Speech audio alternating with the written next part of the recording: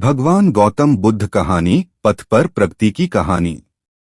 उत्तरी भारत का एक शहर श्रावस्ती, वह शहर भगवान बुद्ध के लिए एक महान संसाधन केंद्र था।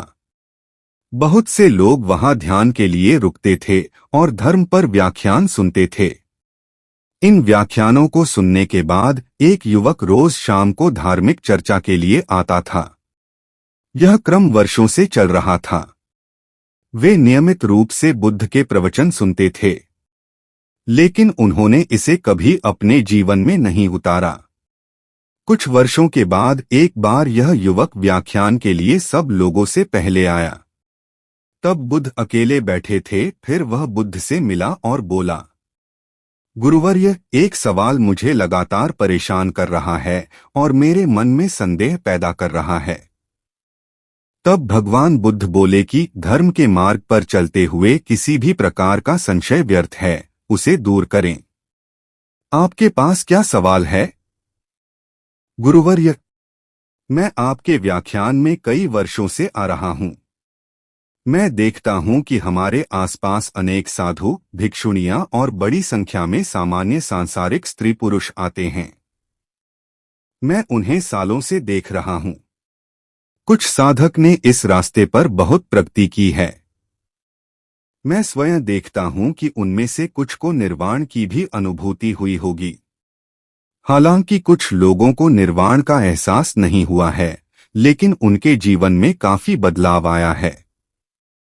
और गुरुवर्य, साथ ही मैं ऐसे बहुत से लोगों को देखता हूं जो बिल्कुल भी नहीं बदले हैं। मैं उनमें शामिल हूं। इनमें से कुछ तो काफी जर्जर नजर आ रहे हैं। उनमें कुछ भी नहीं बदला है या बदलाव के कोई संकेत नहीं हैं। गुरुवर्य, ऐसा क्यों हो रहा है? आप जैसे शक्तिशाली, निर्वाण साक्षात्कारी दयालु संत को उन्हें मुक्त करने के लिए अपनी शक्ति और करुणा का उपयोग क्यों नहीं करते? महापुरुष भगवान बुद्ध मुस्कुराए और युवक से पूछा, तुम कहाँ रहते हो?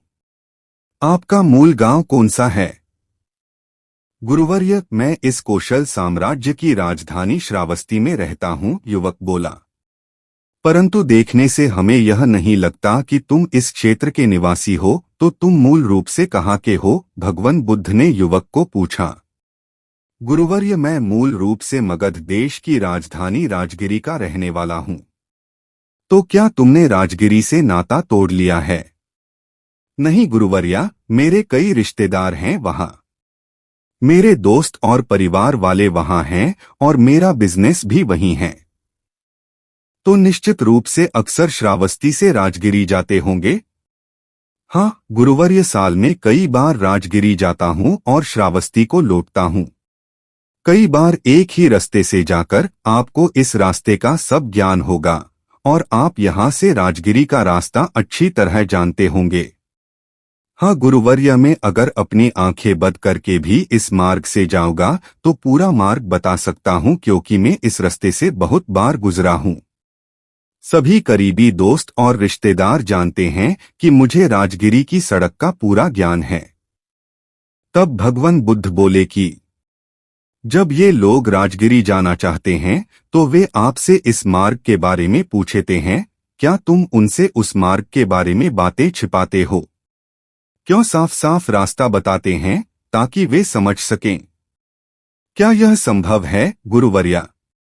मैं उसे स्पष्ट रूप से समझाता हूं कि पूर्व की ओर चलना शुरू किया और गया पहुंचने के लिए आगे बढ़े, और यह भी कि आप बहुत ही सरल और समझने योग्य शब्दों में राजगिरी जाएंगे।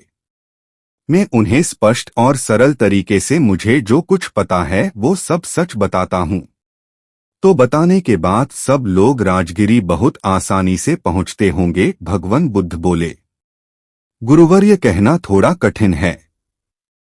जो लोग आदि से अंत तक इस मार्ग का अनुसरण करते हैं, जैसा कि मैंने उन्हें बताया है, वे राजगिरी तक पहुंच सकते हैं। यही मैं आपको बताना चाहता हूं युवा सज्जन। मेरे पास बहुत से लोग आते हैं क्योंकि मैं यहाँ से निर्वाण को गया हूँ। मैं मार्ग को भली भांति जानता हूँ। मुझसे पूछा जाता है कि निर्वाण और मुक्ति तक पहुँचने का मार्ग क्या है, तो उनसे क्या छुपाना है। मैं उन्हें स्पष्ट रूप से कहता हूं, यही तरीका है।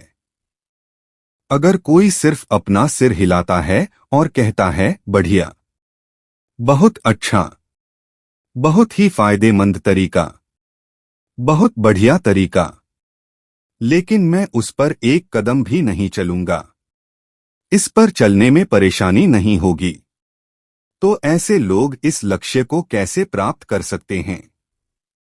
मैं इस अंतिम लक्ष्य तक किसी को अपने कंधों पर नहीं ले जा सकता, कोई किसी को अपने कंधों पर उठाकर अंतिम लक्ष्य तक नहीं ले जा सकता।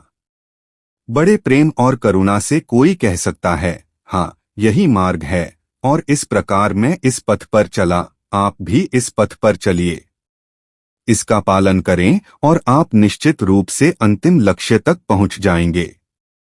प्रत्येक मनुष्य को इस मार्ग पर स्वयं चलना चाहिए, एक कदम उठाना चाहिए।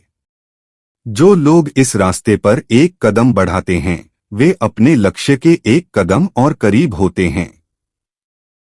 जो लोग इस रास्ते पर 100 कदम आगे बढ़ते हैं, वे लक्ष्य के 100 कदम करीब होते हैं। जो इस पूरे रास्ते पर चलते हैं, वे अंतिम लक्ष्य तक पहुंच जाते हैं। सबसे अहम बात यह है कि इस रास्ते पर आपको खुद चलना होगा। आपको किसी की कृपा नहीं मिल सकती, भगवान बुद्ध बोले। पीड़ा का स्रोत हमारे भीतर है, सबके भीतर है। जब हमें अपने बारे में सच्चा ज्ञान हो जाता है, तो दुखों की समस्या का समाधान भी हमारी दृष्टि में आ जाता है। इसलिए सभी ऋषिमुनि हमें स्वयं को समझने की सलाह देते हैं। वास्तविकता यह है कि हमें अपने वास्तविक स्वरूप को समझने से शुरुआत करनी चाहिए, जिसके बिना हम कभी भी अपनी या दूसरों की समस्याओं का समाधान नहीं कर पाएंगे। लेकिन वास्तव में हम अपने बारे में कितना जानते हैं? हम में से प्रत्येक अपने स्वयं के महत्व, अपनी विशिष्टता के प्रति आश्वस्त है। लेकिन यह आत्मज्ञान सही है। आप वास्तव में अपने आप को बिल्कुल नहीं जानते हैं।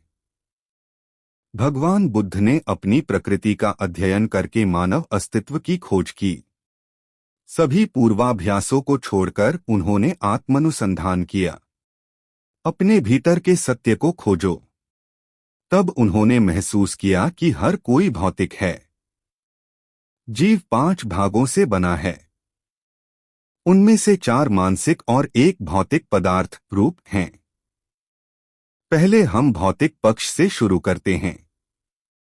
यह हमारा एक बहुत ही स्वाभाविक और मूर्त हिस्सा है। यह किसी भी इंद्रिय अंगों को त्वरित धारणा प्रदान करता है, सुख के पद के अंतिम लक्ष्य की, और खुद को ही उस पथ पर चलना होगा।